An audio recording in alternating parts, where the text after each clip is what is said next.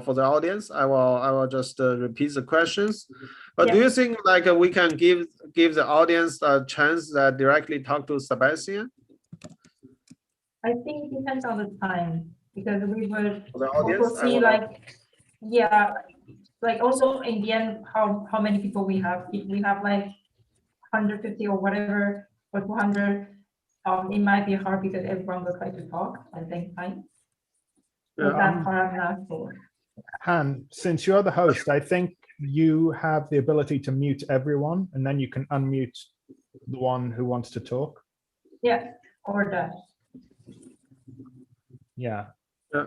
It was decided I would be mute police, but I don't have that function because I'm not the host. So you don't have this you function? I don't You think can I'm the make- host now. So Okay, so You let's can- first check like whether Sebastian can project his screen. yeah, yeah. Let me. Should I do that right now? Yes. Yep. Perfect. So this would be this one. Let's see. Can you Yeah. see it correctly? Yes. Perfect. Excellent. Speak, let me enable laser pointer. Yeah. Great. Sebastian, there is a little echo outside. Can you check your mic? Yeah, I think my room, my office room is is too too empty. empty. Yes. Oh. I need to add stuff to the room.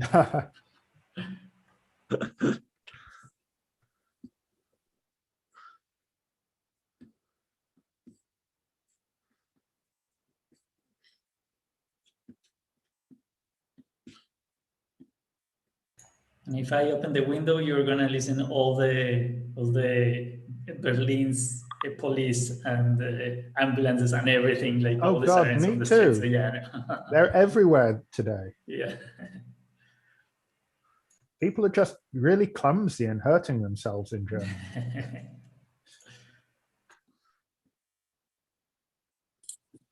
Alex, where can I find the button to mute everybody?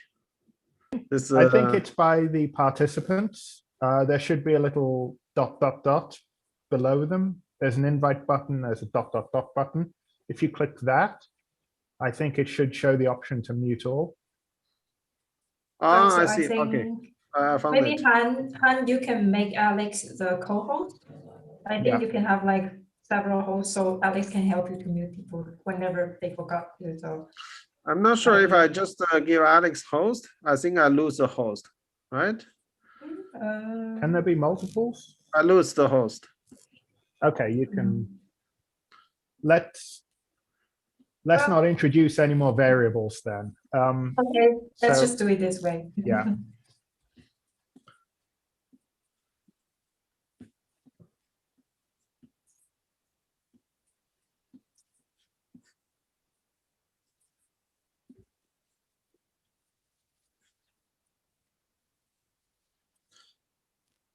Mm, Oh, okay. Han, can you test sharing your screen as well?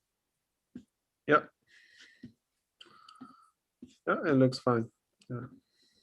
Good stuff. And everyone who's going to be on audio has Slack and any noisy things closed, right? Yeah, so I will just quit the others. Cool.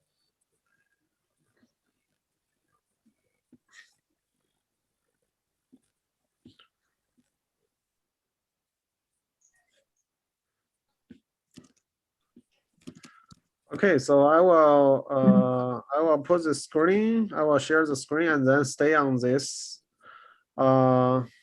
slide so that our friends on YouTube they know we are about to start. Han, normally I MC things, but since we've got you speaking, we've got Sebastian speaking, do you just want to handle that? Since you're sharing the screen and hosting anyway? You can no you do the regular talk Okay. before. Yeah. Cool. So I will make the host. I will make you the host so that you can. Nice.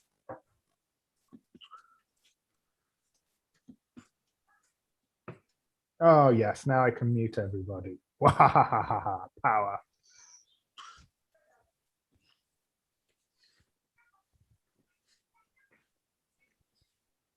By the way, we are live on YouTube. It says here we're live on YouTube.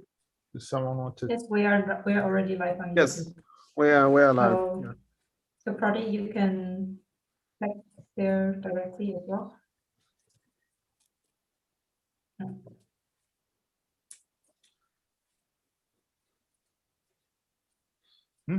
Yeah, here we are.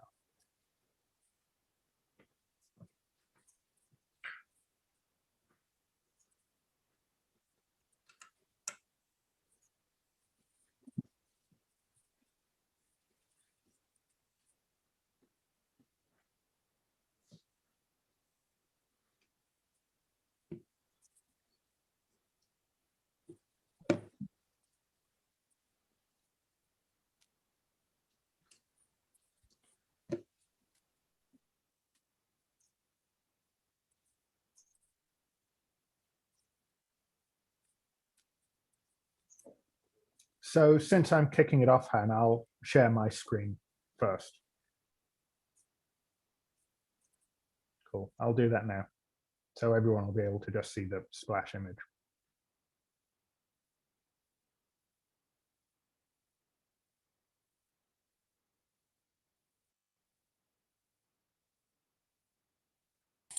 Hey, is that looking okay to you, or is there a black No, box it's again? there's still black box. So did you yeah. change the setting? Shall I share with you? Hang on. Or maybe you can If choose to if I do only that, share it's the. smaller, right? Yeah, it's smaller. Just maybe don't open any. Don't open any doing. Or maybe you can try to choose to not share the whole screen, but only share the window. Yeah, I tried. It didn't want to play ball. Okay. Yeah, Zoom on Linux. It's not a first-class experience. There's another one.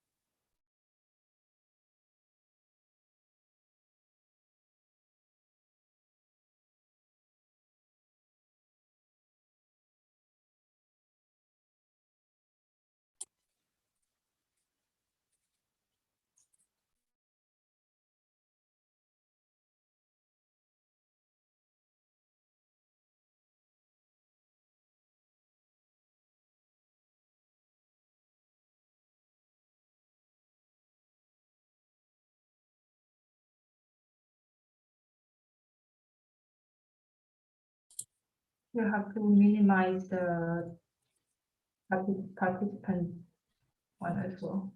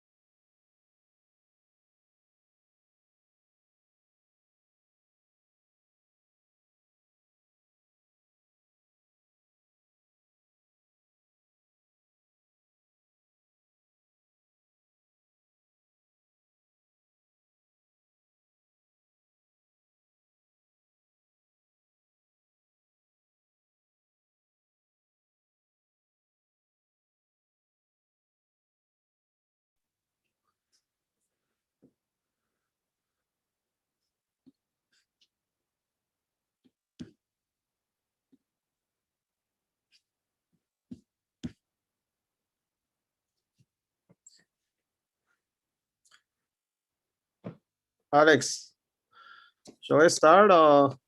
Let's kick off. It is 1 minute to 2, so at least by my watch. But yeah, so seems we've got almost 70 people in the room. So yeah, let's make a start. So welcome to Jina's Engineering All Hands for the 13th of April, 2021. It's really great to have you all here. So first of all, you're at the All Hands, but what is Jina? So Jina is an open source cloud native search framework for any kind of data, powered by deep learning. And when I say any kind of data, I mean it. Text, images, video, audio, you name it, we search it. And our All Hands is a quick monthly summary of what's been happening at Jina. It's open to the public. Anyone can join us on Zoom.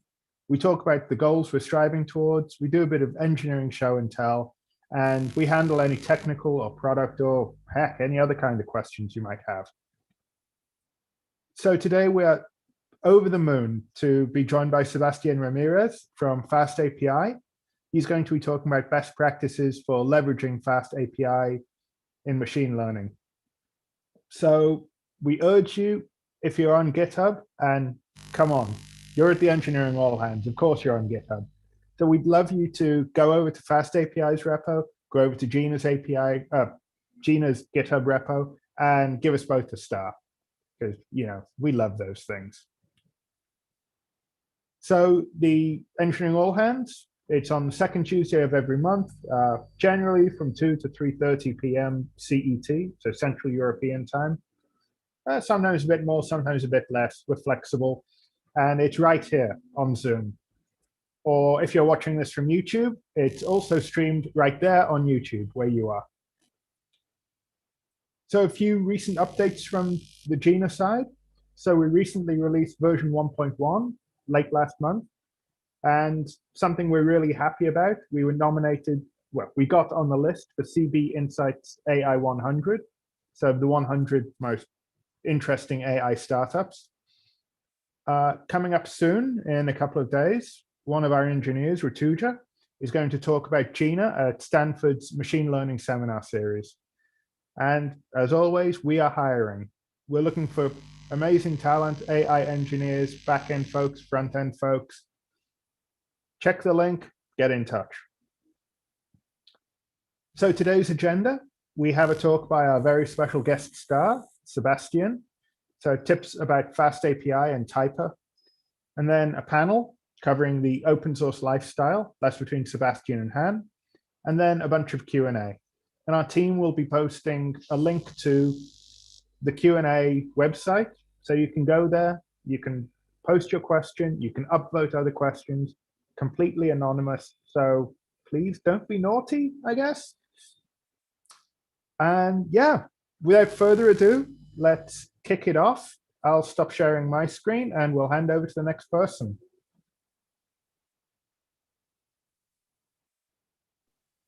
Alex, you have to grant Sebastian the host. No, I think I can share my screen here. Let's see. So it will be like this, and then let's see. Can you see it? Excellent. Great. Let me actually minimize the Zoom icon so it doesn't show up there. Great. I think you can all see that, right? Yes, perfect. Awesome. So we're going to talk about some tips from FastAPI and Typer for other developer tools. First, a little bit about me. Who am I? I'm Sebastián Ramírez. I'm a software developer at Explosion in Berlin, Germany. You can find more about me on GitHub, LinkedIn, and Twitter. Explosion are the creators of Spacey, the natural language processing package, Prodigy, the tool for doing data annotation with active learning, and Think, the deep learning framework using type annotations. I created FastAPI and Typer. But actually, a little bit about me. I'm currently leaving Explosion. I'm taking like all the vacations I never took because I am going to dedicate myself to work as much time as possible with FastAPI, Typer, and friends. plus some limited consulting helping other teams. So if that's something interesting to you or your team, feel free to get in touch. I still don't have, I'm not sure how I'm gonna structure everything, but yeah, that is the current plan. Now, about this talk, who is this for? This is tips from FastAPI and Typer for developer tools.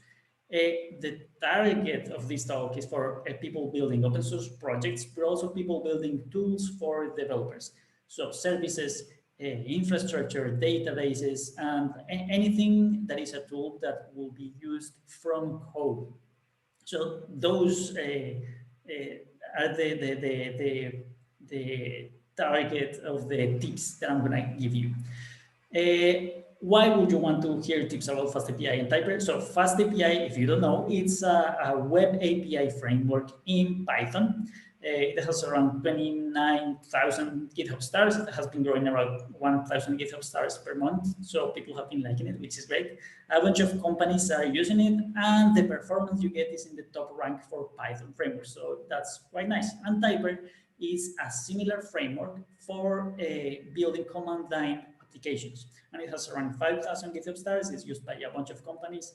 And yeah, like that's a little bit about FastAPI and Typer. And what will that be interesting?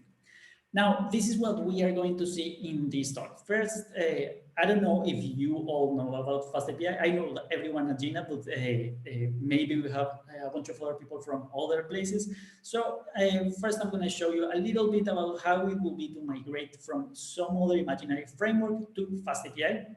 And then with that, we're going to see a basic intro to FastAPI. And after that, after seeing a little bit about FastAPI, we're going to see the actual core of this talk, which is the tips from FastAPI and Typer. But after seeing a bit about how FastAPI works, all these tips will be quite obvious and intuitive, because we will know what is everything about. So let's start with that. First, migrating to FastAPI. Let's say that we have this data somewhere. This is just a dictionary with some name of some recipe and some ingredients. And this is some imaginary framework that might be similar to some API framework or some web framework that you might be using.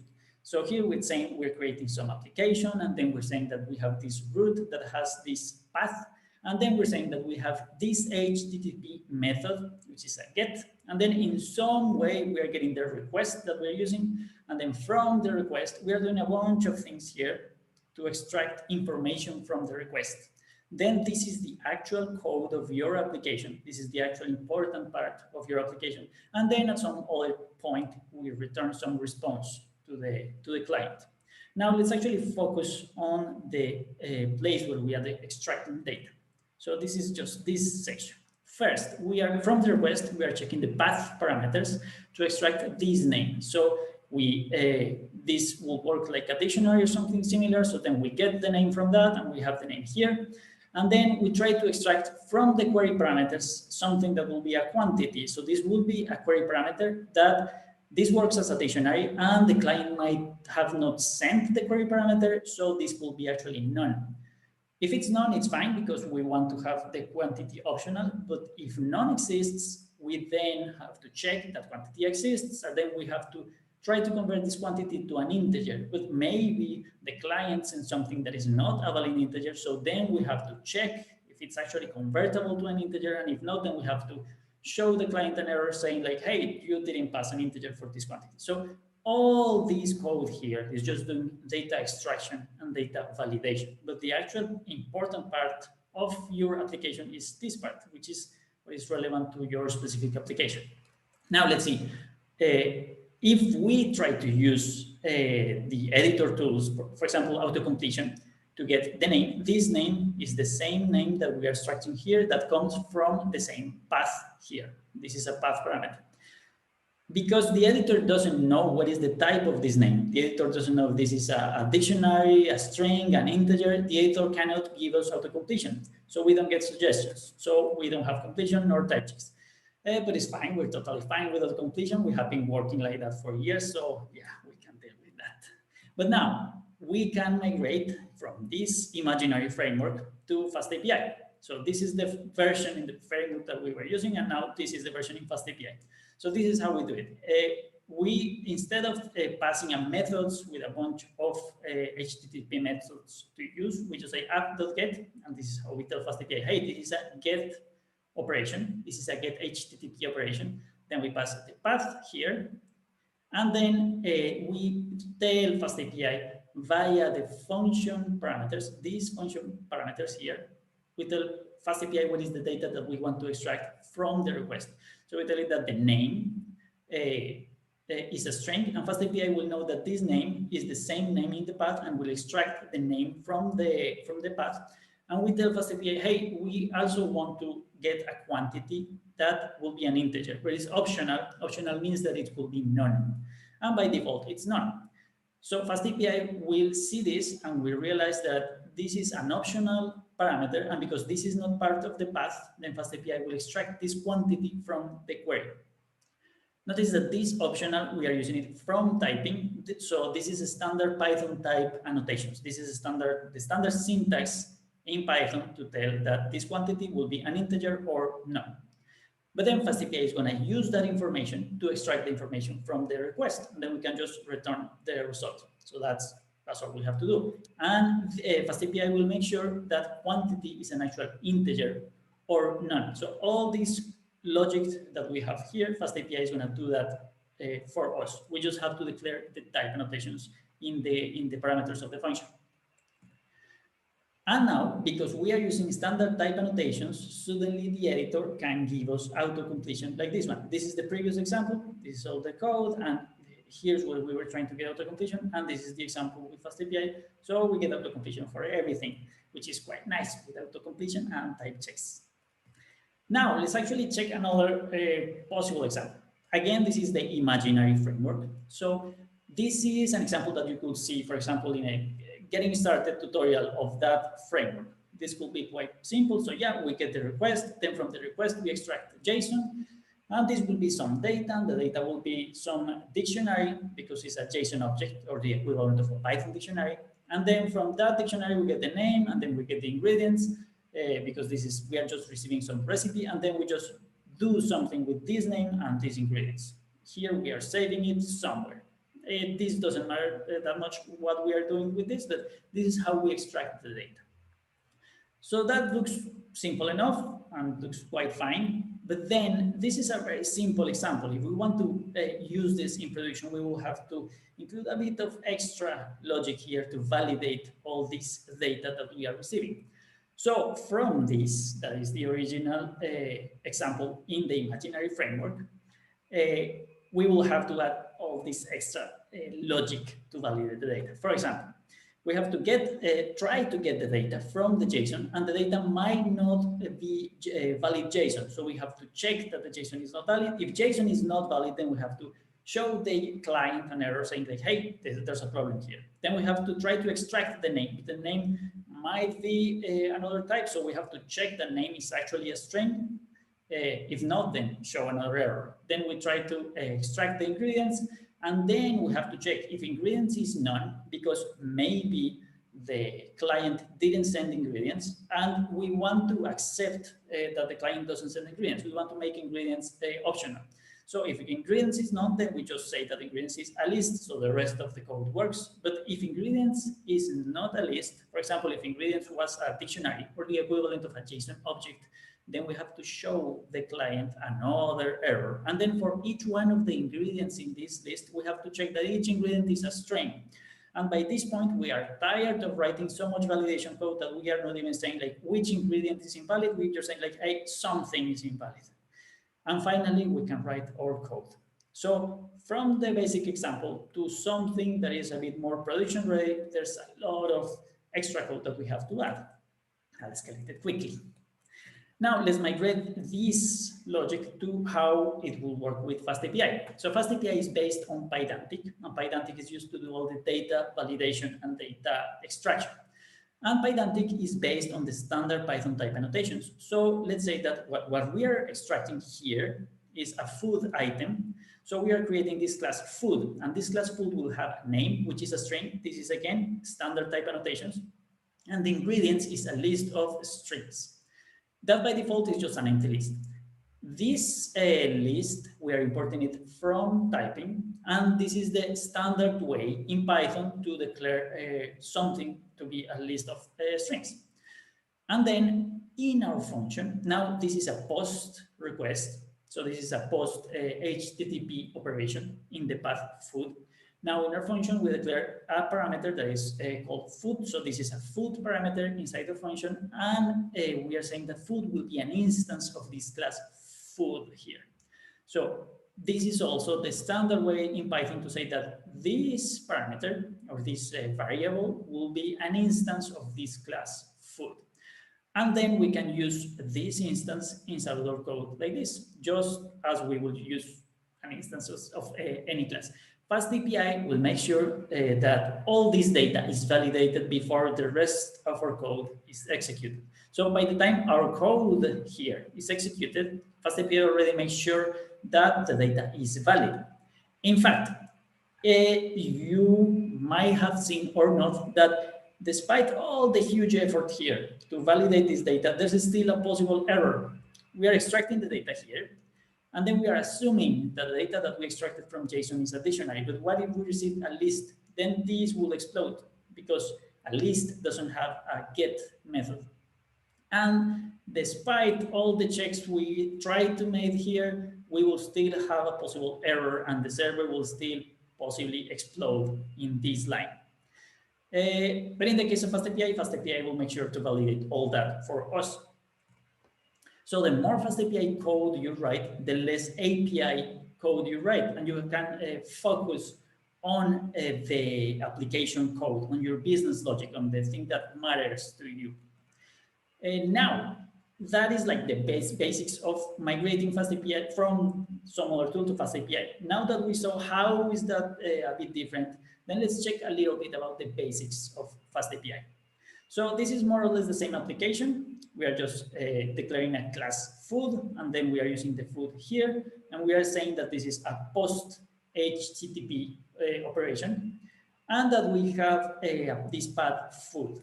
Now, when we create an application with FastAPI, we get automatic API documentation. So if we create an application, let's say that we deploy it at somedomain.com, then we go at /docs, and we are gonna get this thing here automatically in the browser that tells us that we have this path operation with this HTTP operation post, and we have the shape of the data that we declared right as we declared it in our code.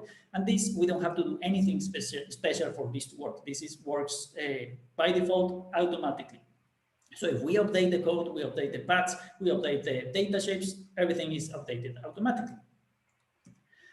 So you write some basic code, and good guy FastAPI makes a docs UI for you, for your API. Now, this interactive user interface for the API is not only to show how the API looks, you can actually interact with the API. So you can send a request. For example, we are sending some recipe here, we're sending some food. This is a taco, and the ingredients are frijoles, carne, taco shell, and sabrosura. We are just sending this thing, and then we receive the actual message from the server running. So this is not just like a sample message, this is the actual application running, and we get the actual response there. This is very useful when you are developing, when you are sharing your application with others, when you're debugging your application, when the front-end team needs to talk to your application, etc., etc. And we can send a request body full of tacos. Now, let's say that we want to send a JSON array. So a JSON array will be the equivalent of a Python dictionary. And we want to send a JSON array of objects, a JSON array is the equivalent of a Python list. And a JSON object is the equivalent of Python dictionary. So we want to say send a JSON array of JSON objects.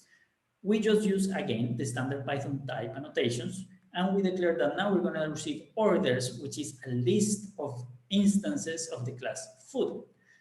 And then FastAPI will make sure that we receive what we declared here. And then we can iterate for each food in the orders, and then for each ingredient in food.ingredients, because FastAPI is making sure that that's what we get.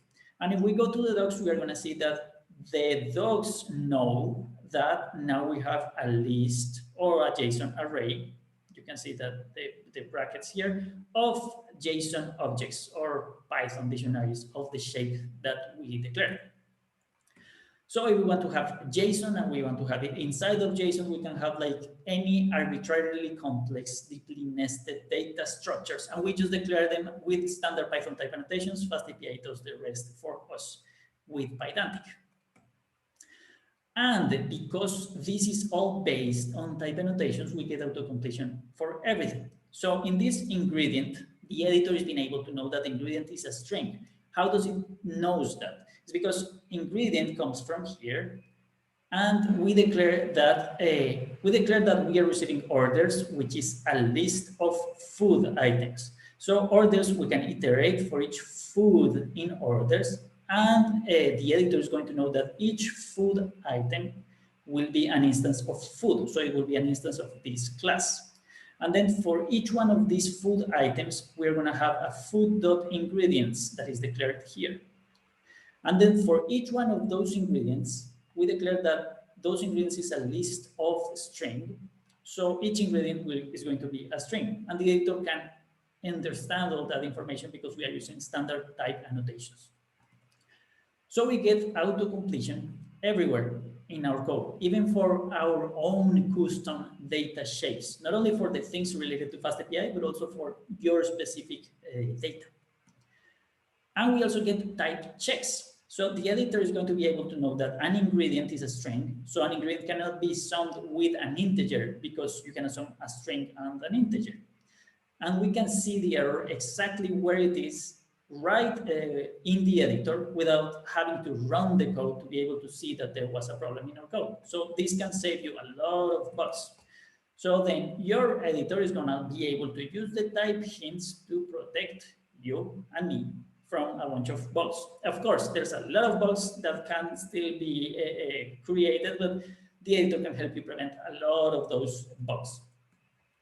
Now, FastAPI does data validation. How is that? How does that work? Let's say that we want to send invalid data. What happens then? So this is valid JSON. So it's not that there's a strange character, like this is all valid JSON, but the data is not valid with the shape that we declared with our class. So let's see how it is not valid. So this is a list or like a JSON array, so that is valid. And we have a first JSON object, which has a name that is a string. This is valid, this is what we said. And it has an ingredient, which is a list of strings. Each one of these is a string, so that's fine, that's all valid. Let's see the next item. The next item is this pizza that doesn't have ingredients, but we say that ingredients have a default value, so ingredients is optional. So this is actually valid. This item here is valid with what we declared, that we wanted to have ingredients optional. But now let's check this one. So this one has a name, which is a string, that's okay. Ingredients is a list, that's okay. Salt, the first ingredient, that's a string, which is also okay. But then we have this thing here, which is a sneaky object. This is not a string, so this is actually invalid. But see that the problem here is deeply nested inside of the huge data structure. So this is an object inside of a JSON array, inside of another object, inside of another JSON array. So this is quite down there. And now let's check this other one. So this has a food name, but this doesn't have the required parameter name. This has this other thing, food name. If we try to send this to our application, then we can, FastAPI is gonna validate the data and it's gonna return this error to the client saying like, hey, inside of the body, in the item 2, inside of the ingredients, in the item 1, and because we start at index 0, index 1 will be the second item. So in the second item or index 1, a string type was expected. And what we sent was that sneaky object.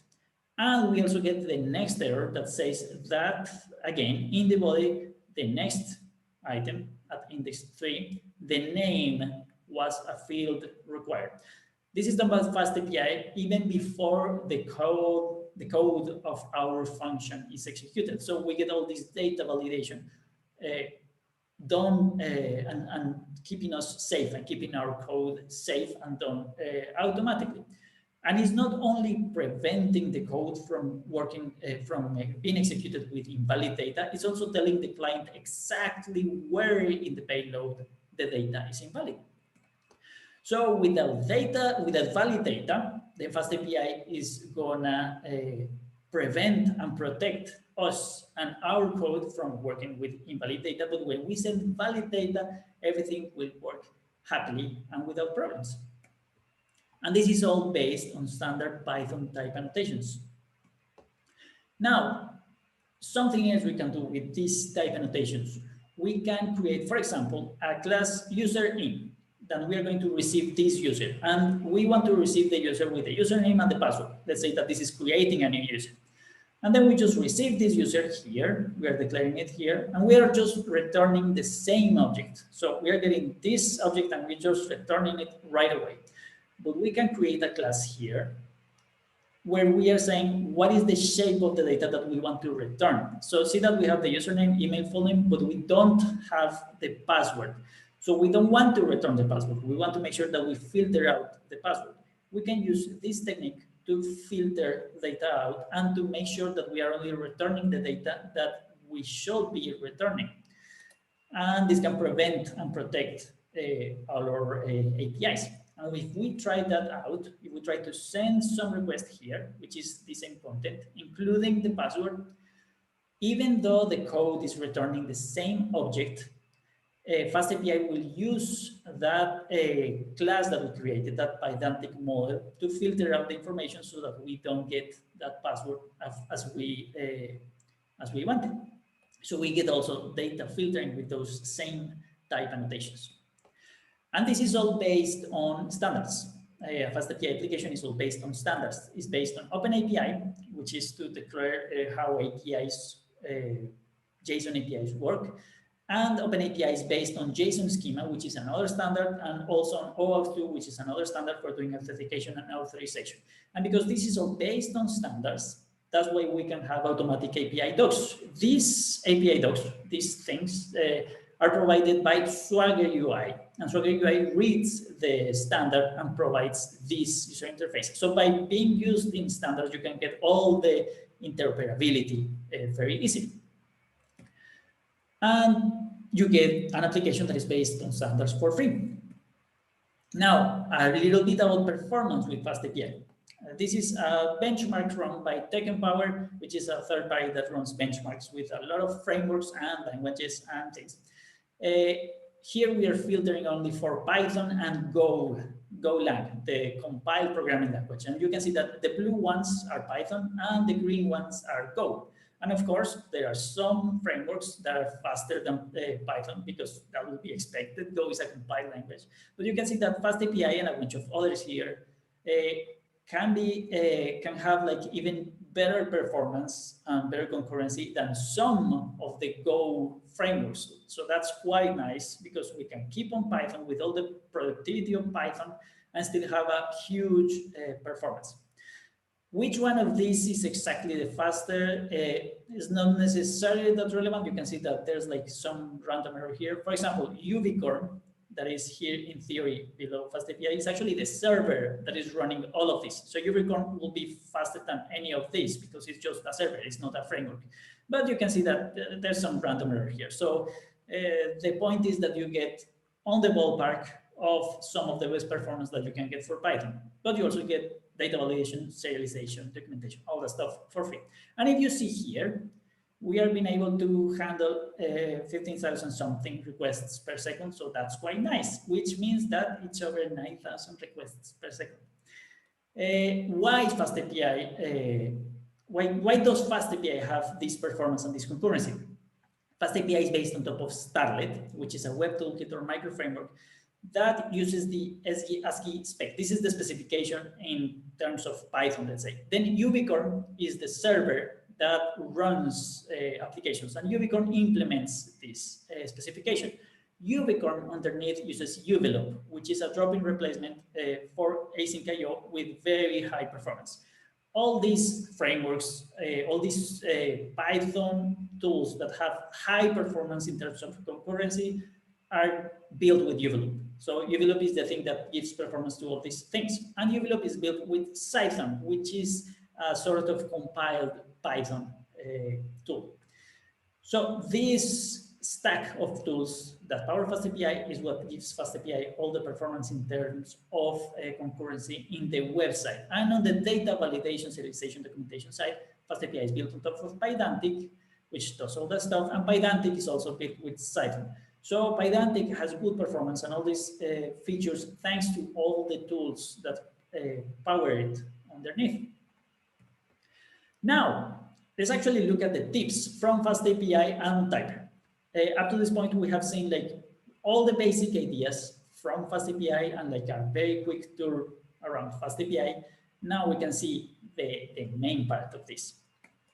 So what is the first tip? And these are the tips for other developers or for other tools for developers. So my first tip is don't innovate, solve problems.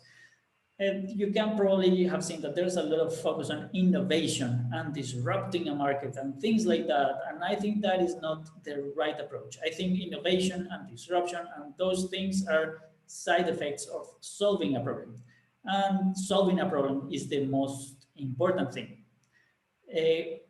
When you solve a problem that is very useful for many other people, that's when you have the sweet spot.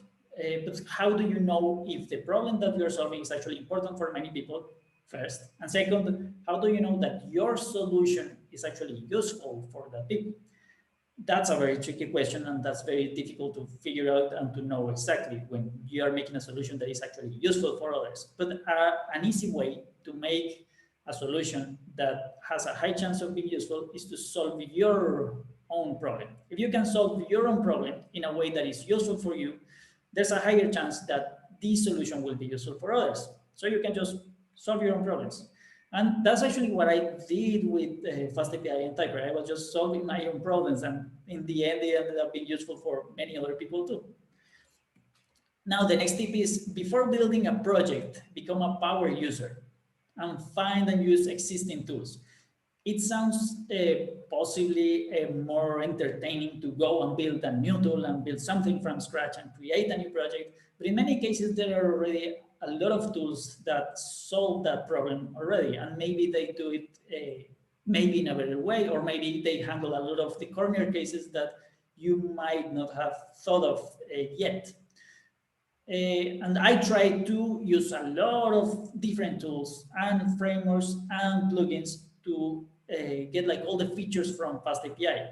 And I did that for years before deciding that I really needed to do a little bit more and create FastAPI. But I think being able to use tools, to study tools and learn tools, and being able to use the right tools for the right problem and learn them is very powerful and can save you a lot of work and a lot of time. The next tip is that standards might help.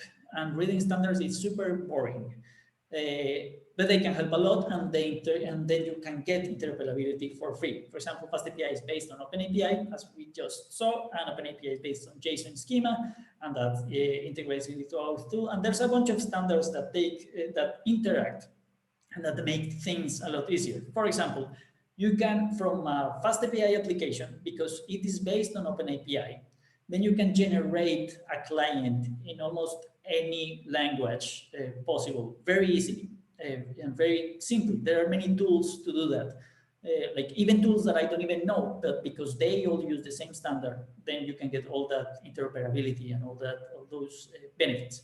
In some cases, there is not necessarily an open standard for the thing that you are trying to achieve, but in some cases you have like a de facto standard, like some tool that is very, very commonly used. For example, with Typer, I used Click underneath, which is used by a lot of applications for building command line interfaces. But then Typer just extends it a bit and does like a bunch of extra things on top. But that way you can use like all the benefits of the things that are already there.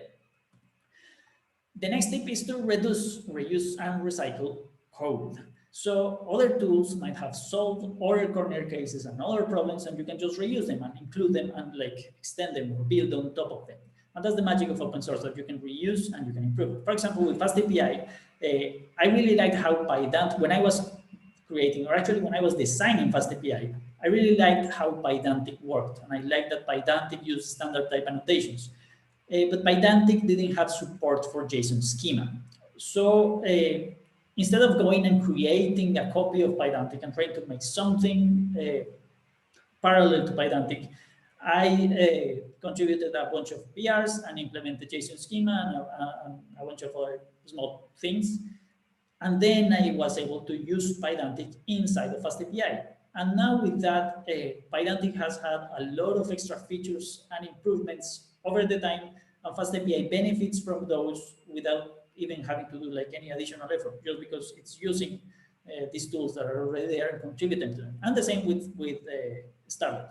So reusing the tools and improving the tools that you work on, that can help a lot. Here's another tip for the design of a library or design of a tool that you can be using, or when you are creating a tool for other developers to use. And the tip is to focus on how the tool should be used before focusing on its internals. In the case of FastAPI, I was designing how to use FastAPI and testing different designs and different ways to use it in different, in like all the top, all the major common editors, to make sure that I had completion and type checks and like a very nice experience from the final developer, from the final developer's point of view, before even writing the internal code. And I think that can help a lot, making the experience for the final developers great. And which is like that ties with this next point, which is optimize the developer experience. Try to adopt the developer's point of view. Instead of the point of view of the person that is building the tool, try to adopt the developer's point of view on how the developer that is using your tool is going to use it. So there's a lot of talks about optimizing the user experience when building products. But the user of your tool is going to be the developer, so you can optimize the developer experience. And the trick is to optimize for developers that use your tool and not for the maintainers that handle your tool. A nice trick to make sure that you're actually optimizing for developers is to make the people that are building the tool actually use the tool. And if those people are using the tool, hopefully more than they are writing the internal tool, then they will end up wanting to improve their experience while developing, even if that includes some extra effort maintaining the tool. For example, in FastAPI and Typer, there's a lot of code that is not strictly necessary, but I take the effort or the burden or whatever to handle that extra code on the maintainer side, just to be able to have a little bit of extra benefits on the developer side, so that developers can have a little bit of a better experience, having auto-completion, having type checks, and all those things. Now, the next tip is simplicity. Simple is better than complex, and that's quite simple to say. But building something simple is actually harder, and it's strange how harder it is to build something simpler. But that's the price of cool projects. In many cases, you can write some code that can solve the problem, but is super complex, and it takes a lot of effort and a lot of time trying to rewrite the same thing to make a simpler approach that does the same. But if you do put that extra effort, then you're going to have a simpler code base and a simpler tool to use. And when it's simpler, it's just simpler to use, and it's in the end, it's better. This is a very specific and practical tip, but I try to optimize the editor support, because I use the editor support a lot. I use auto-completion and I use type checks for everything. And you can improve how the editors can provide these features. So the editors, to be able to provide auto-completion type checks, they rely on something called static analysis. And static analysis just means that the editor is not executing the code. The editor is only reading the text of the code and trying to analyze it without executing it. That's what static analysis means. It's just a fancy term to say like the editor is reading the code and not executing it and trying to figure out what to do with that. But then if you add those type annotations like these ones, and if you add, for example, if you add explicit parameters and types in the functions, instead of using those quarks or keyword arguments that just take everything. You might have seen those, you might have used some of those in some libraries, and then you end up having just to go to the documentation every time you need to pass a parameter there because you don't necessarily remember what is the name of the parameter that it takes. But if the library has explicit parameters and types, then it's going to be a lot easier. So you can improve the life of the developers with that. Another tip is to reduce duplication. If you have worked with front end, there's a lot of talk about state, and state refers to all that information that is stored in some way. It could be in database records, variables and objects, maybe in files. It's all the information that is stored that is relevant, that is not the actual code or the logic, but the information stored, the data.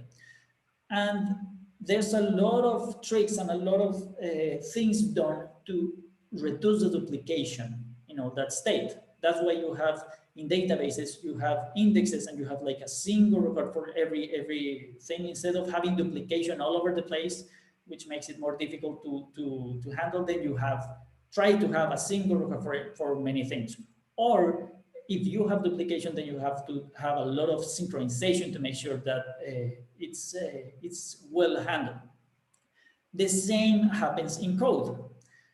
You can reduce the duplication that is done in code. For example, in FastAPI, we are using the same type annotations to say that these ingredients is a list of strings. So with this part here, we're telling the editor, hey, give me completion and type checks for this. But at the same time, we are using the same information to tell FastAPI, hey, I want you to extract the information from the request with this shape. And at the same time, we are using the same information for doing the documentation of the API. So we are using a lot of, we are doing a lot of things with the same simple code here. And the same applies for configurations. If you can declare a configuration in a single place, don't make the users declare it in 3 places the same configuration. It's a lot more difficult to keep in sync, to refactor, and those things. Now, the next tip is to keep related things close. If duplication is needed, because in some cases you just have to have duplication in the code, for example, at least make it visually close, and that could reduce the out of sync problems. For example, in this case, we are declaring that we have this path parameter, which is an item ID, and then we create the item ID parameter in the function itself. So you can see that in text, in the code, we are writing item underscore ID twice. If there's no other way around, we just have to write it twice because we have to tell FastAPI where in the path is this parameter, and then we have to put it in the function parameters. But at least we can put these 2 things together so that if, for example, someone says, oh, I'm going to refactor this and this is going to be called item name instead of item ID, then there's a bigger chance that they are going to see, oh, I also have to update it here. So if I change item name here, then I have to change item name here. But if this part of the code, if the top part of the code is in one file, and then this code is in another file, you are duplicating the text item ID, but it is not close together. So it's going to be a lot more difficult, or it's going to be like more probable that whenever someone refactors that thing, they forget to refactor the other thing in the other side, and then it's going to be a lot more difficult to debug. If it's at least visually close, then that will help with those out of sync problems. The next tip is to reduce ambiguity in code, in docs, in configs. If you have different things with the same name, it's going to be difficult to understand, to think about, and to explain. For example, in the documentation, if you're writing about an app, and if you have a variable called app, and if you have a file called app, and if you have, I don't know, something else that is called app, you have a bunch of things that have the same name, talking about them and explaining about them and making the user know what you're referring to is going to be a lot more difficult. So even though it might sound simpler to have several things with the same name, it may make things more complex. So it might be a good idea to have different names, or at least make sure that you reduce all the ambiguity in that. And the next tip is to reduce and constrain abstraction layers. Abstraction layers sound great, and it might sound super cool to create another abstraction layer to make things quote unquote simpler. But in many cases, you end up having, for example, a class that inherits from another class that then creates another class instance inside of the constructor, and you didn't really need all those extra abstractions. Maybe a simple function could have done the job. So there's no need to handle complexity if you don't add extra complexity. And in many cases, it's very easy to think like, oh, let's add another abstraction layer and let's put another function that calls the other function, that calls the other function. And there was no really need for that. So you might just have everything in a single function that is easier to read if you are not needing to, for example, duplicate that code anywhere else. It might make things simpler. So to constrain the amount of abstraction layers that you create might be a good idea. Now, tips for docs. I think docs are super important. Docs are important as this cat. So I made a whole section about docs. I think I probably write more Markdown than Python. I spend a lot of time in the docs, and I think in many cases, many people don't give docs the importance that they deserve.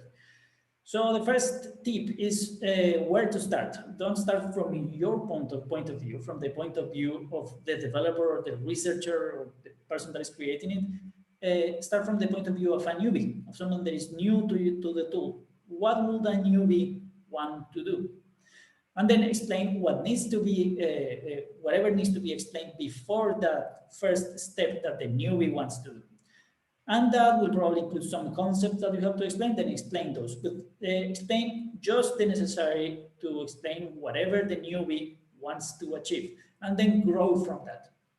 That can work a lot better than starting, for example, to explain all the concepts and the terminology in the whole application, and maybe like concepts that are internal to the application, but that the actual developer will never really use and will never really have access to. So it's better to have that point of view from the developer. The next tip is to read your docs like this happy developer. Reread the docs. After you write the docs, read them and fix whatever is wrong, reword, update, and repeat that process until no changes are needed. When you write documentation and you read it again, there's a high chance that you will want to improve a little bit, a little corner. This process is very, very repetitive, and it can be quite boring, but it's totally worth it, and your documentation is going to improve a lot. And the next tip is quite weird and probably not common, is ask for the help of a newbie. So a newbie, someone that is new to your tool or your framework or whatever, for that newbie, nothing is obvious yet. And not having obvious information is actually super beneficial. Because for you that have been working on that thing for hours, for days, a lot of stuff internal to your tool is quite obvious. But for the newbie, nothing is obvious yet. And the newbie can read the docs and tell you, hey, I don't understand this, and can help you find the voids of information in your documentation. And also, when you're writing docs, adopt the newbie's point of view. Don't write the docs assuming that someone already knows the concepts that you're going to explain later in the docs.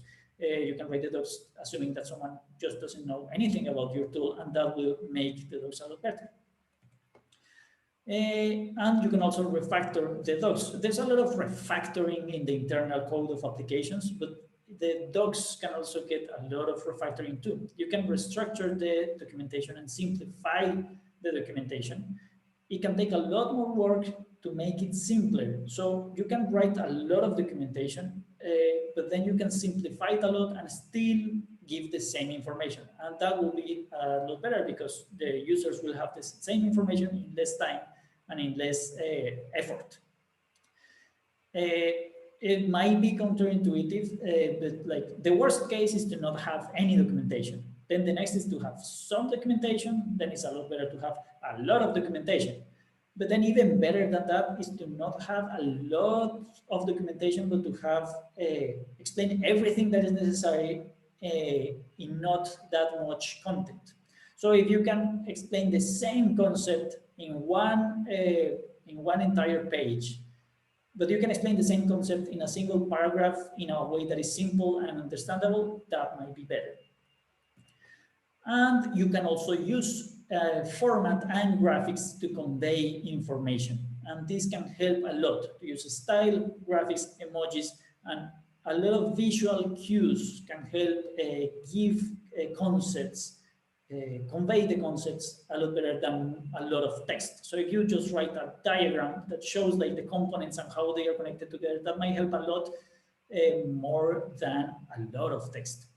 And it's quite important to have consistency in the terms and concepts that you are using. If your application or your tool requires some specific terms that are specific to your tool, then having consistency for those terms is super, super important. And the next tip is to make it easy to help. The community can actually help a lot. So having good development guides, having a good guide about how to set up the environment to develop with the tool can work a lot, can help a lot. And you can ask for help, for example, answering questions or reviewing bugs. And maybe not a lot of people, but some will probably end up helping, and that help actually helps a lot. So make it easy to help. And there's also a need to manage the community. Once you have a somewhat successful tool, then you have to protect the community and keep away toxic people. It might be comfortable to like be a little bit more serious or more strong in the opinions and in the wordings to keep away toxic people, but actually that's kind of the responsibility that comes with a project that is somewhat successful. And then the last tip, sustainability and open source. I don't have this figured out yet. I want to keep FastAPI, Typer, and all these tools free and easy for everyone that is starting, and hopefully figure out a way in which organizations with investments, income, and budget can help sustain all this work in open source. Because the organizations are probably using a lot of open source and the product depends on the open source. But if the open source is not well maintained or becomes obsolete or gets full of bugs, then the product of the whole organization that is sustaining that organization is also gonna like crumble to pieces. And so the organization actually needs that the open source that they use is well maintained. But this is not obvious or easy to figure out how to do it.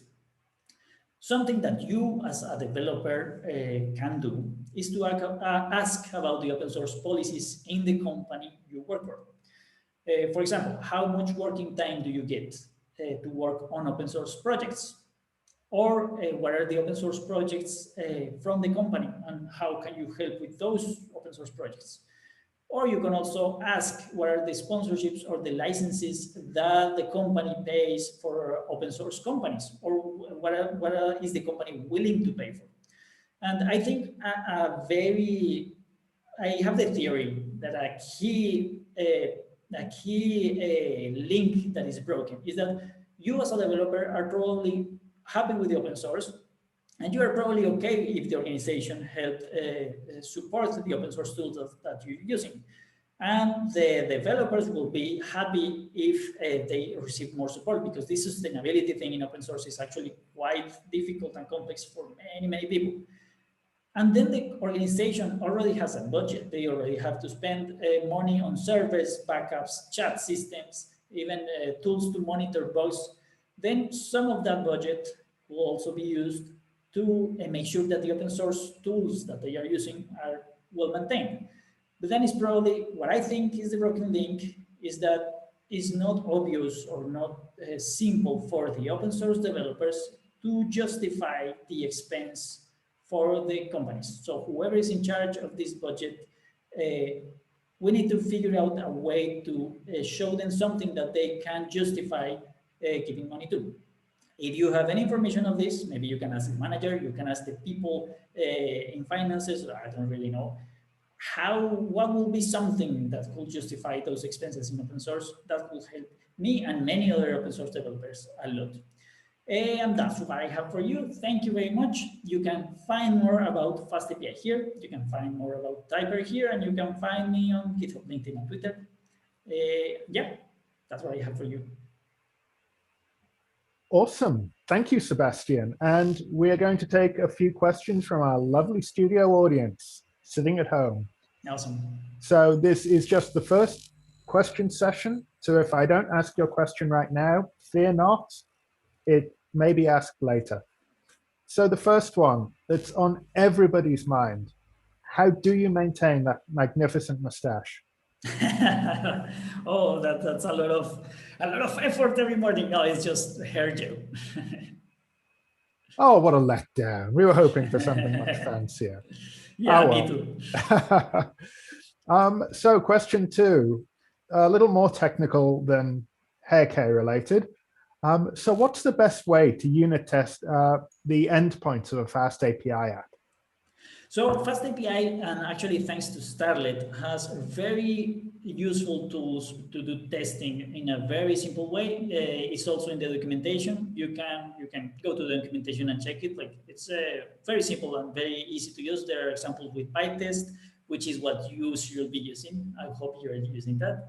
But yeah, it's actually quite simple that you can integrate that with coverage and make sure that you have good coverage of all your code, and yeah. Awesome, thank you. And the last question of this session, as I said, we'll have more later, but the last this time.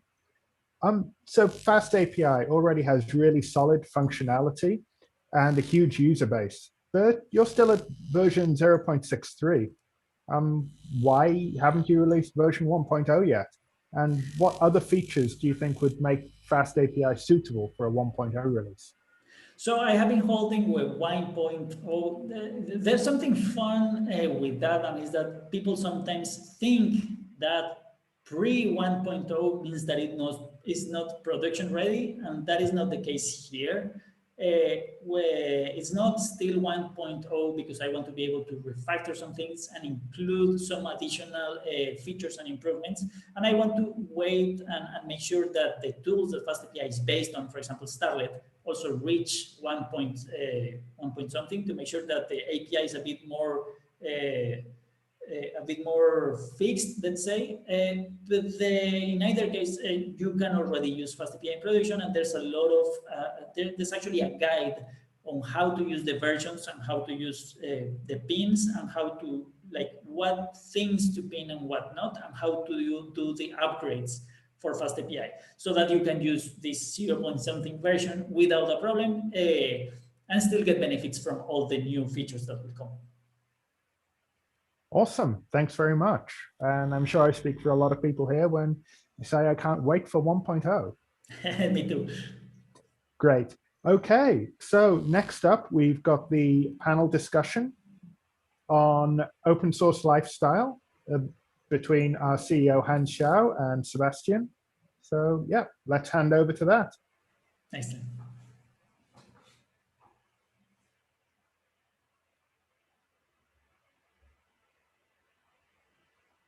So, all right. Yeah, so first of all, thanks Sebastian for this great talk. I'm pretty sure that everybody learns a lot, especially those tips that Sebastian presented at the end. It was really, really well summarized, and not only for engineers, but for startups, creators. So those tips also applies. So my name is Han. I'm the founder and CEO of Jina AI. So I will host a small panel session with Sebastian, not talking too much about the technical things, but talking about what is life. Why do we set up ourselves on this path, on the path of open source, right? So I will make this session into small sessions, small subsessions. So the first subsession we will talk about something about how to bootstrap an open source project from scratch, and then we will immediately come after all this audience question answering. I will select those questions that top voted on the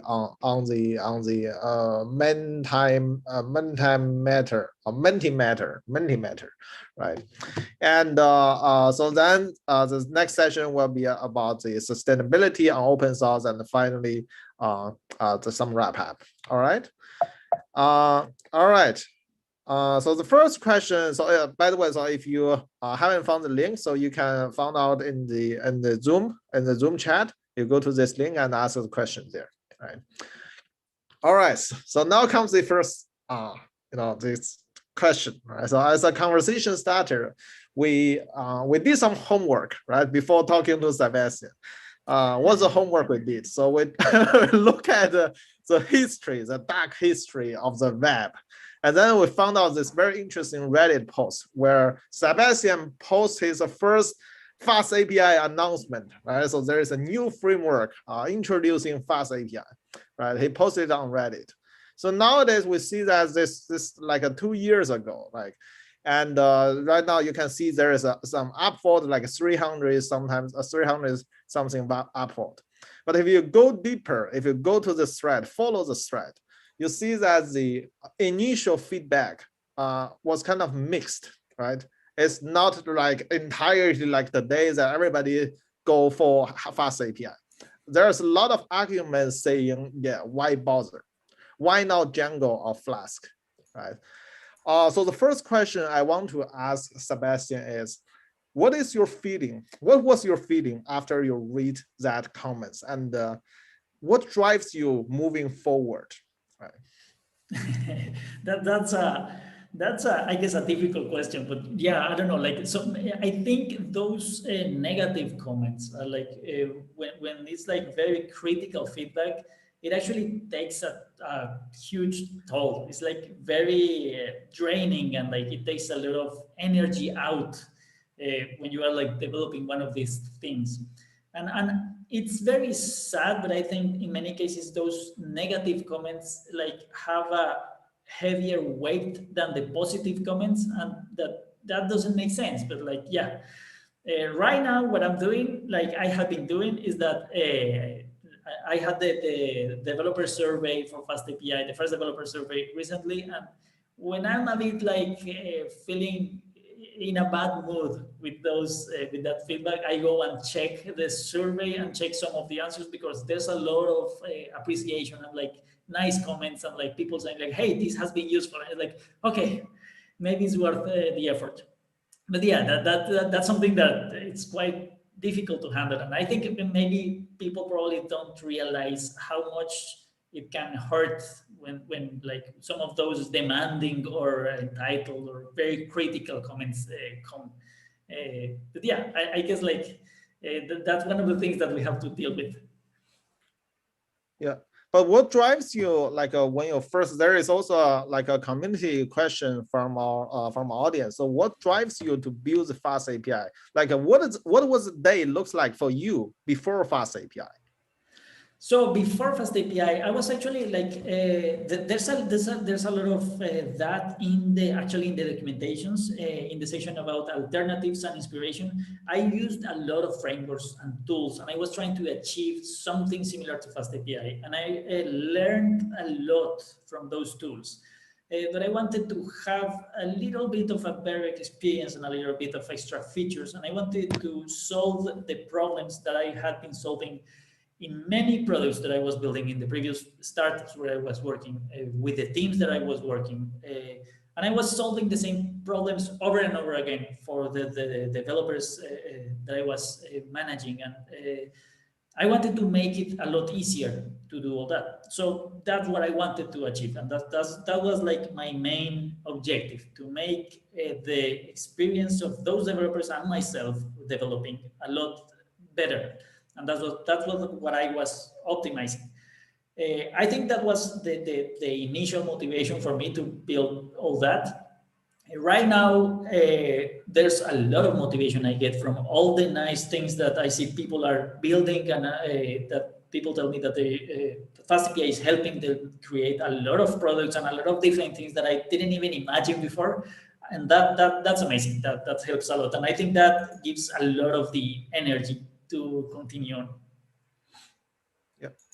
All right.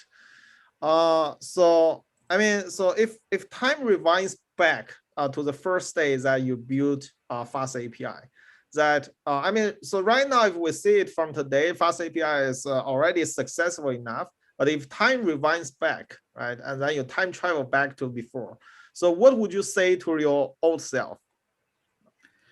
I think one of the things that I would say, like I used to think in many cases, despite reading a lot and studying and re-studying all the standards that I was using and all the frameworks and tools, I always thought that there was going to be something inherently bad or flawed, or like some error inherently in the design that I was making. And that was like, oh, I'm putting all this effort and maybe it's all for nothing. And at some other points, I was just like daydreaming that, oh, this could be so amazing and I could enjoy working with this so much. And I think like now I could go back and tell myself like, yeah, it was very enjoyable to work because I really enjoy working with these tools and I really enjoy using these features and these tools from all the from FastAPI and Starlet and like FastAPI and the things that we can get from the new features of the language, like async and await and type annotations. And yeah, I think it's strange that what was right was the happy daydreaming moments. I think that's one of the things that I will see and tell myself. The other thing is that I will confirm that when I was starting, I used to see many maintainers and open source developers that were like kind of bitter and kind of like angry with their communities, something like that. And I thought like maybe when you are like somewhat successful, you have to become angry and you have to be rough or something. Because I remember this is one of the things that I think inspired me a lot from Tom Christie, the creator of Starlet, Django REST Framework, and a bunch of other tools. That he has always been super nice to the community despite having a huge community and like having to deal with a lot of people and a lot of demanding users, and like he's still super nice. And I think I learned a lot from that and I got like a lot of inspiration.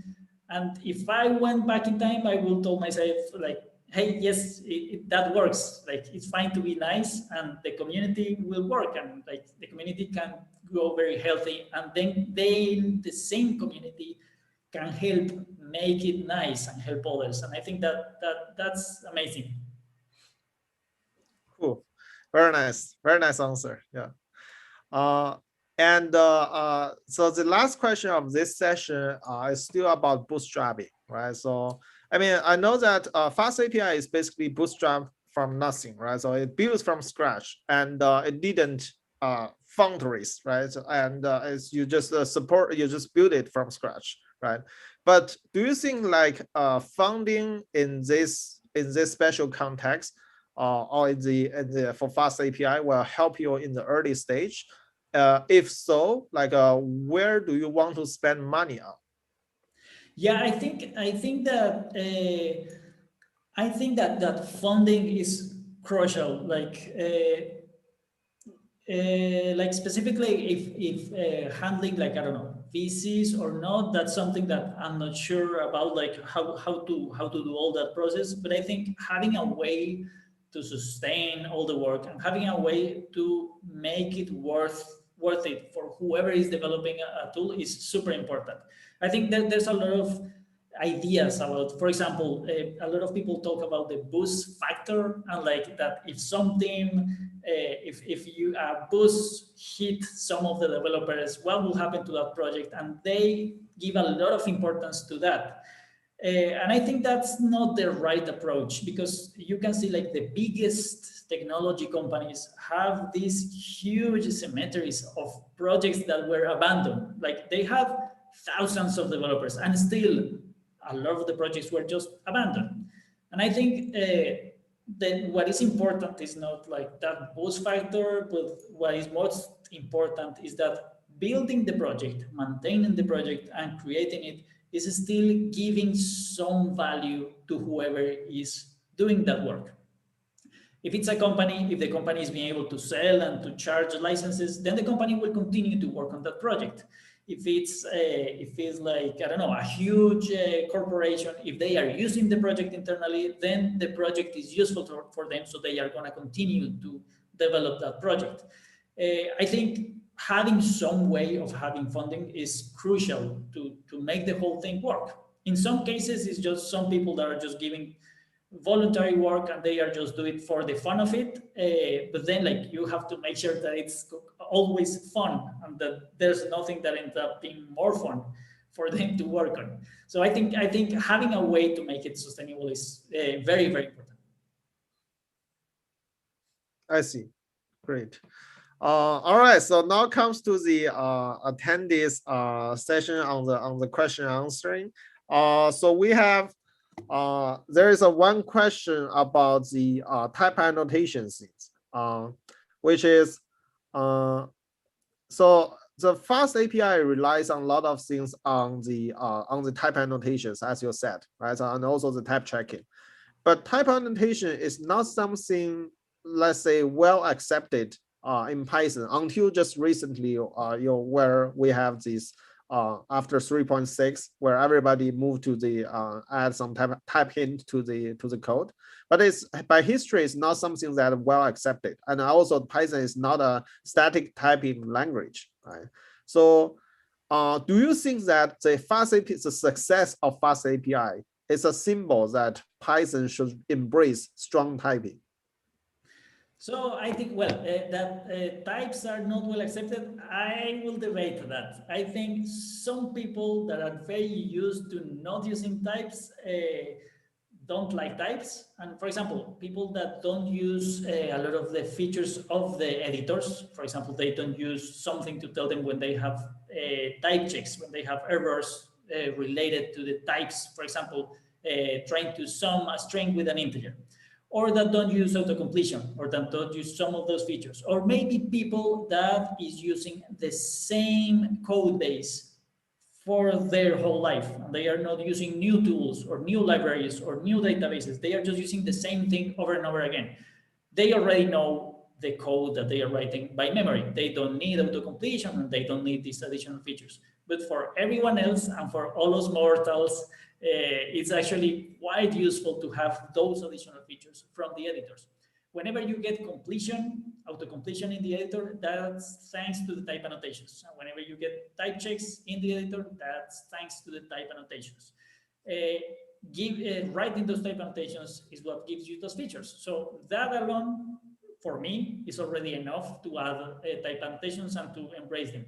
I was like actually super happy with TypeScript when they released Python 3.6, and I was about to figure out how to write everything in TypeScript instead of Python, because I realized all the benefits I got from type annotations. But then we got type annotations in Python, and I stayed, and I built FastAPI. And I think type annotations are really, really good. On the other side, I don't think that Python should have a way to make types like super strict and not, and like make it difficult to have dynamic types or things like that. I don't think that's necessarily required. I don't think it's necessary to convert Python into Rust or something like that, because Python can also benefit a lot from that dynamism of the language. But I think like we as developers can use like this is called gradual typing, I think, which is that you can use types and you don't have to use everything with very strict types. You can use as much types as you want, and you can gradually increase the amount of types that you use. And I think that's a very, very nice and sweet spot to be in. Cool. So the other question is very interesting. So when our audience read your documentation, he found that a lot of documentation explains the examples with machine learning system, which is not really common if you talk about like a REST API, REST framework, right? So what do you think? Why do you make this why do you write the documentation in this way? And what do you think is the major hurdles when building REST API for machine learning system? What is the main pain point at the moment? So it has a lot of things around machine learning, just because I have been around machine learning a lot, and I have been building, through the time I have been building a lot of data products, and they in the end end up having to work with machine learning and machine learning models. And like, of course, it has to integrate with databases and caches and files and distributed systems and background jobs and all that stuff. But in many cases, because I was working a lot with data systems, I ended up using a lot of machine learning. And I have been super interested in like using machine learning for a lot of things. So that's one of the things why I have a lot of that in the docs. I don't know how much about, but yeah, it's just because I'm interested in that. At the same time, I'm not really sure why, but it seems like a lot of the machine learning community and the data community have been adopting FastAPI. Like it seems that a lot of the machine learning and data science side have been like one of the biggest driving forces for FastAPI.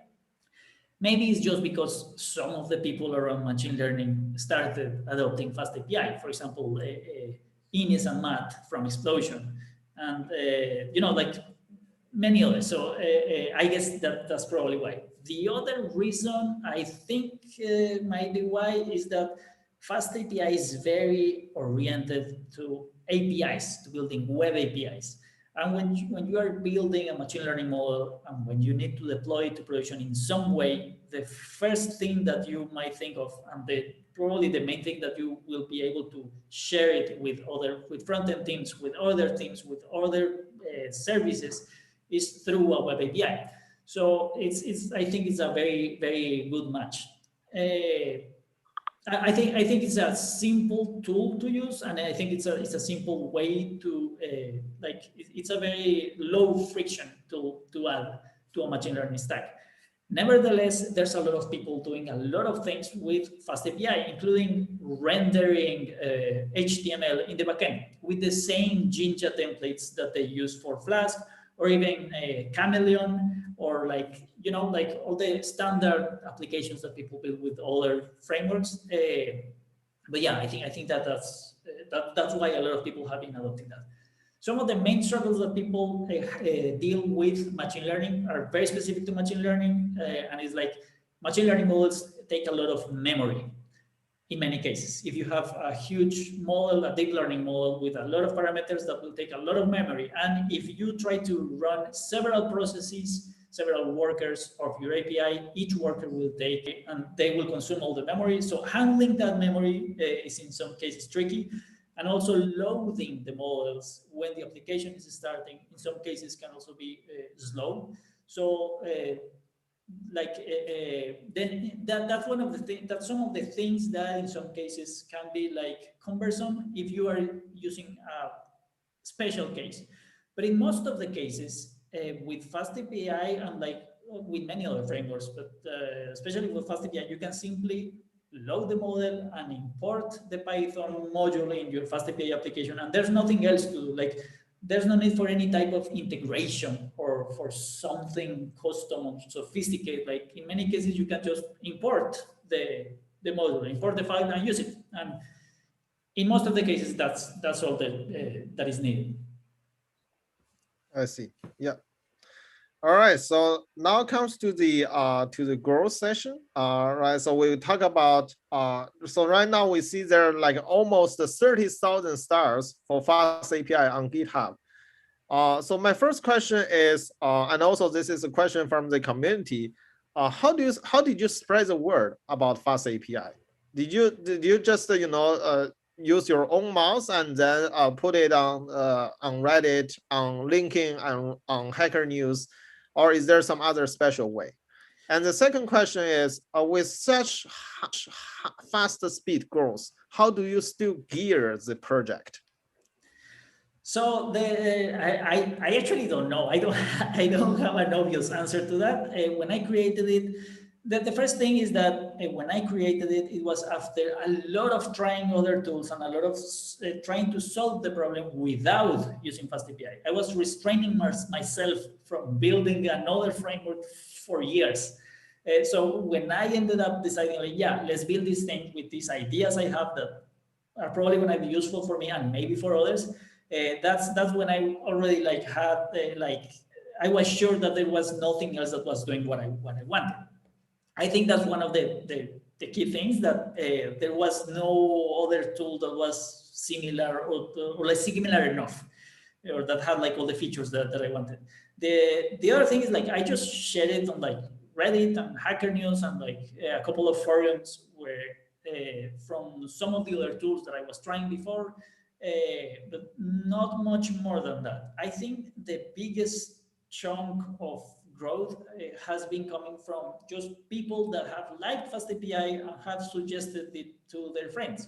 And I think that they have liked it because I put a lot of effort into making it an enjoyable developer experience on one side, and on the other side to have very good documentation so that it's very easy to learn and to understand and to work with. I have spent a lot of time writing documentation for FastAPI and simplifying it and restructuring the documentation and things like that. And I think that helps people learn it and use it very easily and like waste less time using FastAPI and learning FastAPI. And I think that benefit that makes them like it and suggest it to their friends. I guess that's the main way that people have come to FastAPI. But yeah, like I didn't really do much more than that. I guess also luck. But yeah. All right. And the second question is also somehow related with with the hyper growth, right? So now you have last time I checked, you have more than 220 contributors in your project, and then how do you, so when you, of course, like when all the contributors just join your project, you feel very happy, but then it becomes like when you make a decision, it can hurt somebody's feeling, right? And how do you still make an effective decision as an architect, as the original architect of FastAPI? And are you a benevolent dictator? Yeah, I think that's actually quite difficult to handle well, because on one side, I want people to be able to come to the community and to contribute and to help others. But on the other side, I cannot simply just accept anything that anyone comes and suggests. So I think that's something that is not easy to balance.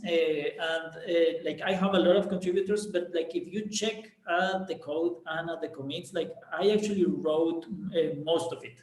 And in many of the pull requests that I have received, like I always check them thoroughly, and in many cases I do small updates to simplify the code or to improve a little bit the implementation, or in some cases just to make it more consistent with the code that I already have.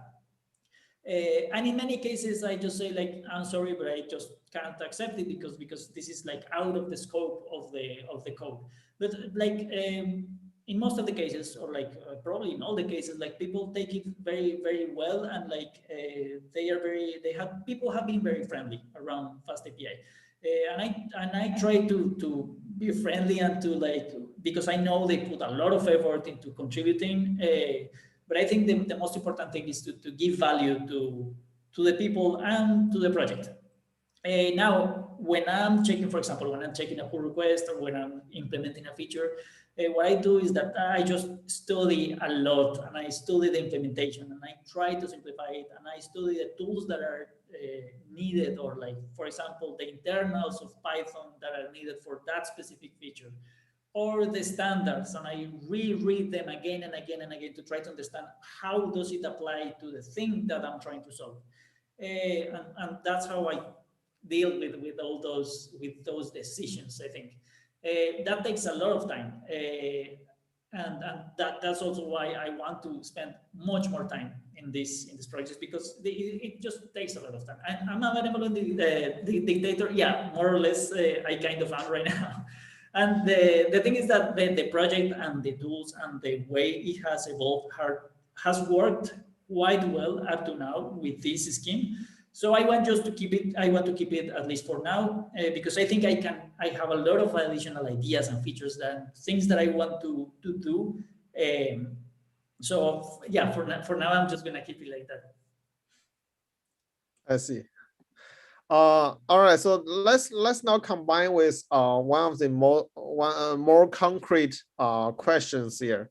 So we noticed that in Starlet, one of your upstream dependency, in one of their early version in 0.13, and they make a change on their style, right? So they dump the decorator API and then embrace the declarative support. And then there is a community request to you, to FastAPI, and ask if you will also embrace this change. So so I'm not talking about the technical details here, but what I want to ask is, when we work as open source software, of course, we have our own upstream and we have our own downstream. So how do you handle the relationship between the upstream and downstream dependencies? So in the case, for example, in the case of the Starlet, I spent a lot of time figuring out what will be the best foundation for FastAPI.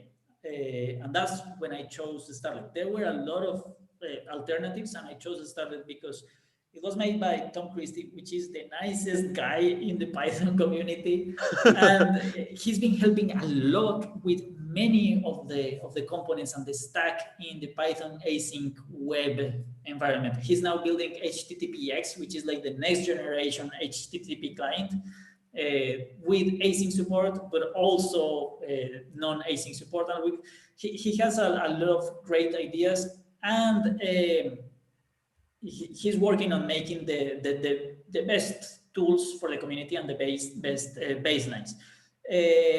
And for example, with Starlet, when Starlet decided to embrace that idea, that was mainly, I think that's also something that happens in many cases, and is that someone decides to change something that doesn't really affect many others, but then some community users think that it's a huge change, and they get scared, and then like it's a whole like talk around that, and it was just like a change underneath.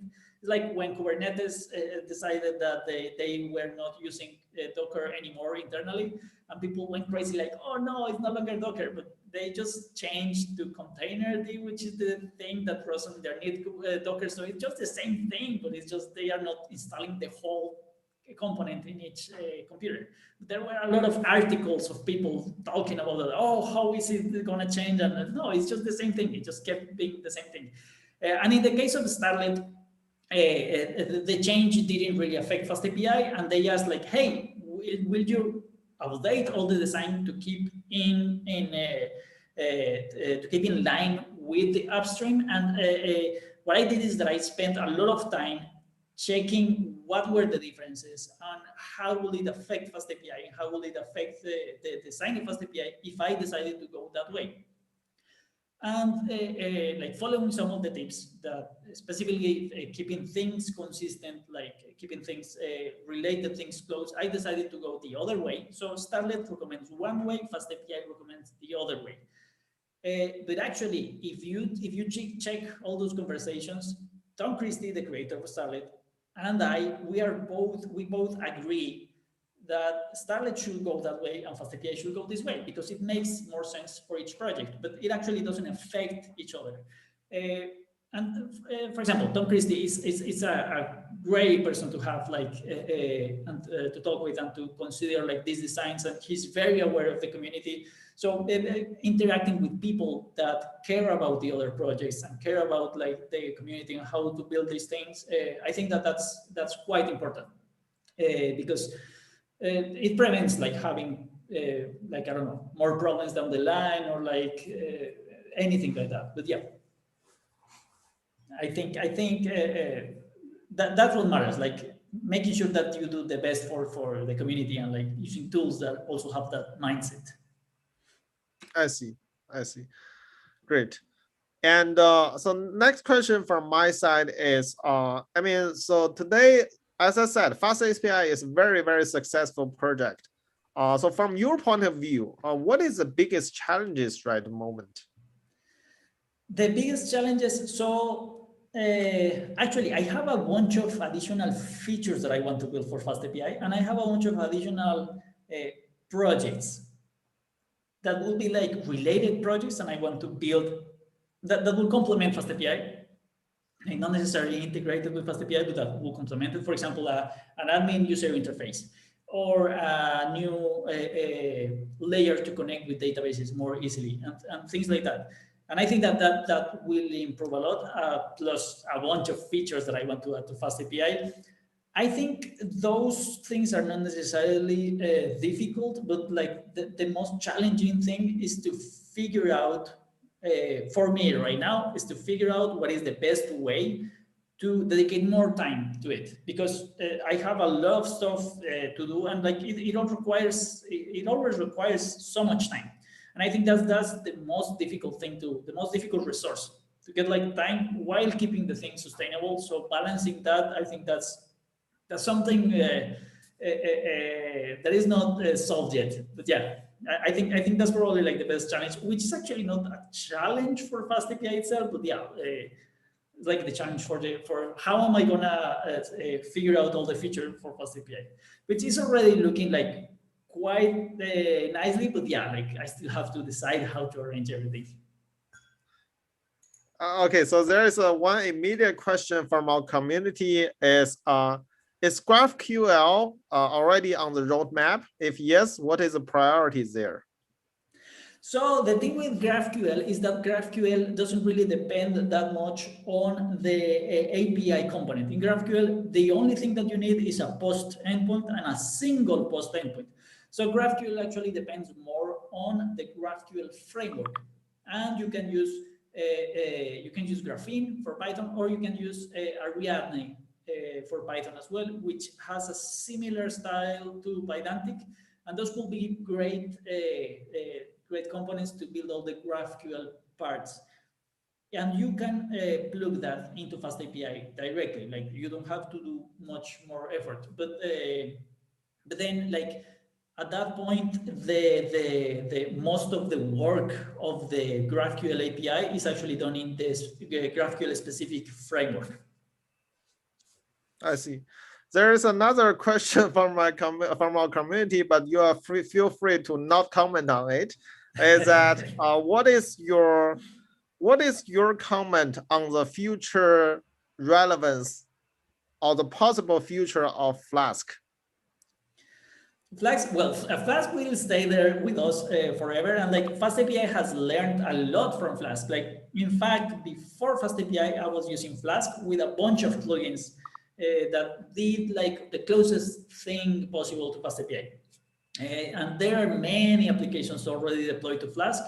And when there's an application that is already written in Flask or Django or any other framework, and when you don't need to add extra features, you don't need to have the extra API capabilities or the data validation or that stuff. You don't need to add the extra features. The thing is already working. Like there's no really need to refactor it.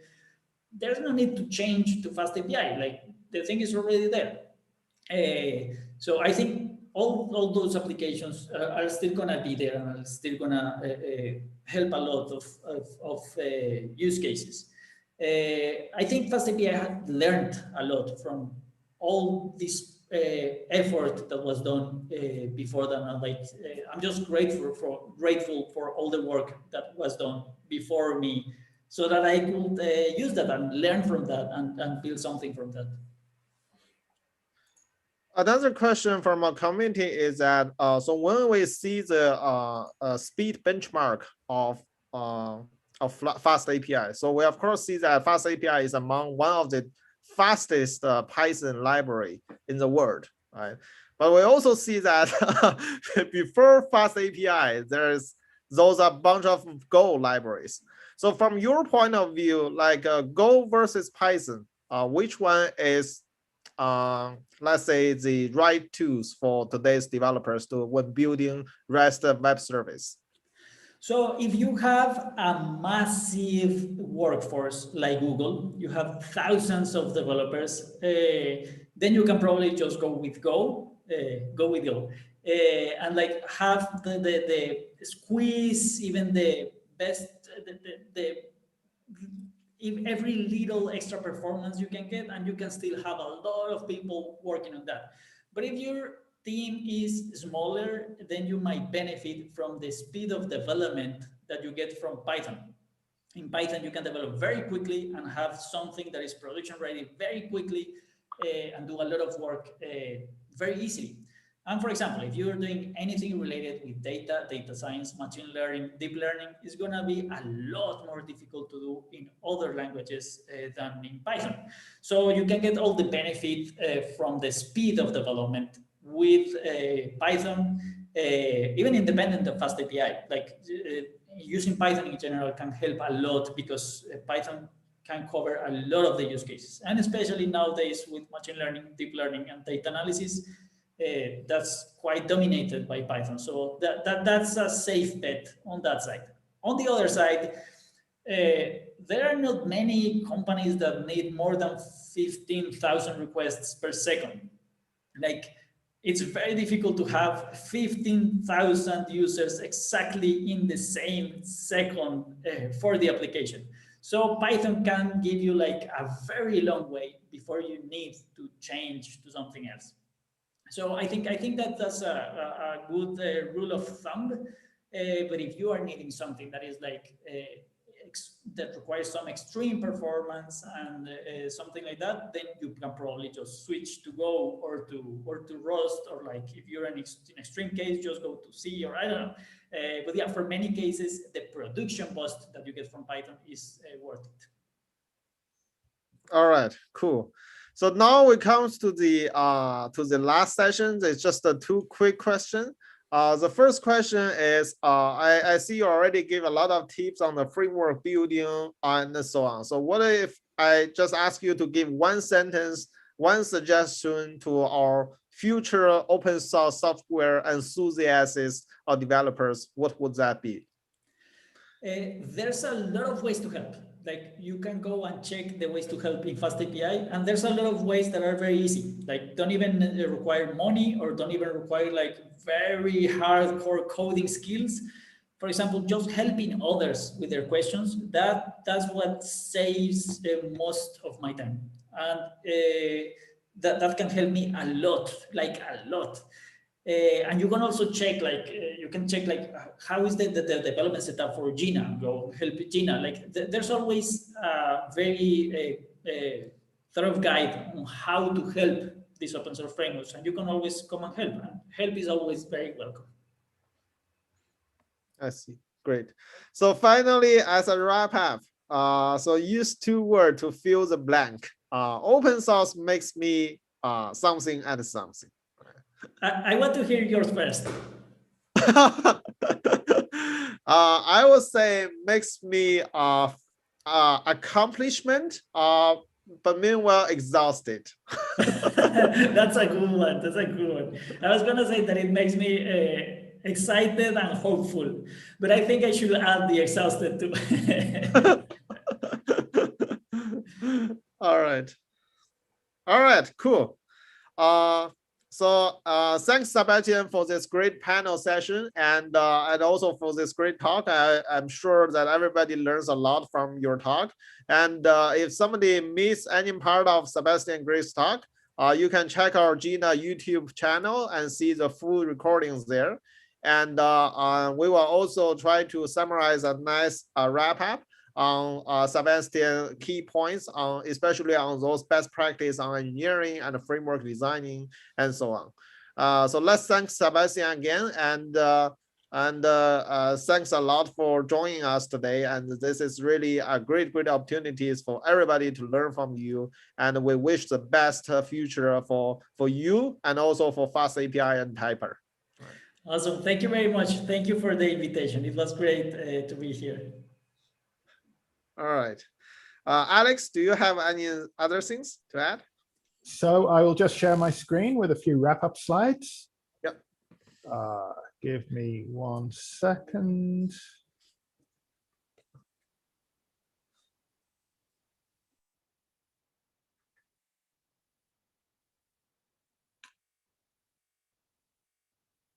So yes, just to wrap up, if you want to learn more about Jina or about FastAPI, you can check out our repositories on GitHub here.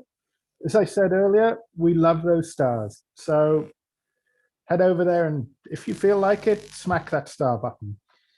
You can also find out more about FastAPI on their website, and we encourage you. We love to talk to our users and to people interested in Jina. So hey, come join us on Slack. And yeah, docs links, Twitter, all of that jazz is right there. Yeah, that's pretty much it from us. And thank you, everybody, for making it. We had a great number of people. We had a great time. And we really look forward to seeing all of you this time next month. Same back time, same back channel, second Tuesday of the month. 2 p.m. CET for our next engineering all hands here at Jina. Thanks very much. Thanks a lot. You. Thanks a lot. Bye-bye. Thanks, everyone. Thank you. Cheers. Bye. Thanks, Sebastian. Thank you. Bye-bye.